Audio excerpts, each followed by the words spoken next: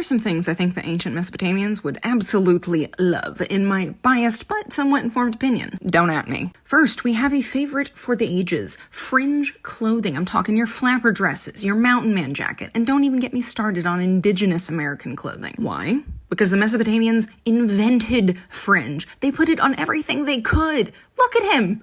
My boy's stripping in fringe! Next up, one of my personal favorites, chili. Yes, chili, like the stew. The Mesopotamians loved their stew. They also loved onions and would often crumble these little cracker-like things on the top of their stew, sometimes also a dollop of yogurt if they had access. And, you know, I, too, like to use a lot of onions and crumblies and dairy topping on my meat stew. And I love that we could probably agree on that. Okay, I need you to stick with me on this one, but I do feel strongly about it, and that is silly straws. The Mesopotamians had and used long straws so they could drink beer, their other favorite thing, to get around the grain husks that would float on top. This is kind of what that would have looked like. I actually think they would be a bit disappointed in our overall straw game nowadays, except for silly straws, because theirs were really nice. Look at this gold and lapis one that was buried with Queen Puabi.